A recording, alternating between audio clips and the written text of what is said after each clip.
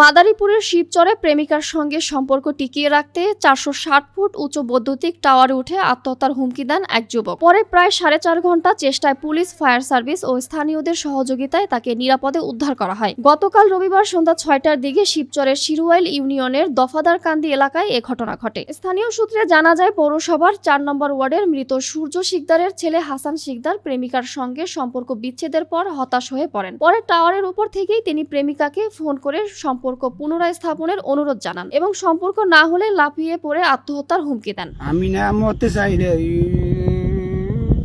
আমি মরতে চাই রে, বিশ্বাস করেন ভাই, আমার বুকটা মেটে যায়। ও কয় কি কয়, তোর মারে কইতে কোস, তোর মারে কইতে কোস, তুই আজ হইলো আমার বিয়ে করবি, কাল হইলো আমার বিয়ে করবি।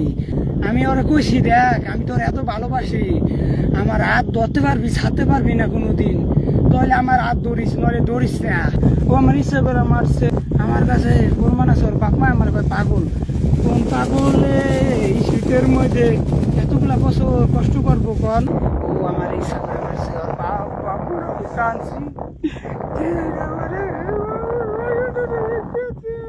আমার খুব কষ্ট, আমার কষ্ট গিয়ে আমার লাস্টে সবাই কবে কি আমি পাগল হয়ে মরছি, এ কথাই বলবো। দেহের বিষয়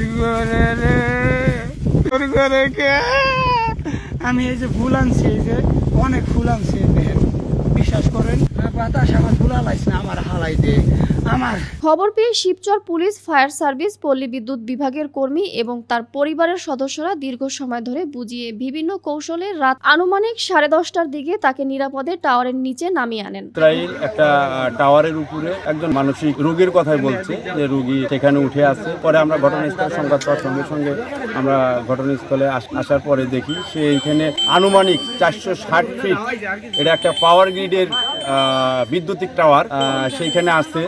পরে আমরা দীর্ঘ এত সময় তার সঙ্গে ফোনে কথা বলে তাকে অনেক প্রলোভন দিয়ে এক পর্যায়ে আমরা তাকে উদ্ধার করতে সক্ষম হই এবং তাকে বুঝের মাধ্যমে, এবং তার সঙ্গে আমি দীর্ঘক্ষণ অনেকবার কথা বলছি এবং অনেকভাবে তাকে কথা বলছি। সে হয়তো বা আমাদের কথাটা আমাদের উপরে আস্থা রেখে, আমাদের উপরে বিশ্বাস রেখে সে আস্তে আস্তে নিচে নেমে আসে। তারপরে আমরা উদ্ধার করে তাকে পুলিশের কাছে হস্তান্তর করি।